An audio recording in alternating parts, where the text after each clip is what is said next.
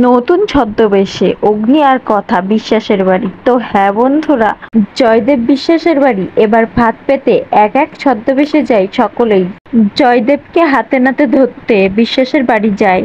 এদিকে প্রত্যয় জয়দেব বিশ্বাসের বাড়িতে নিজের খোঁজ নিয়ে থাকে। তো হ্যাঁ বন্ধুরা, এদিকে আমরা সকলেই দেখতে পাবো অগ্নি আর কথার এই প্ল্যানটা কাজের কাজ করে যায়। ছোটকা আর নীলাদ্রি যায় গো ফার্মাস ডিল করতে।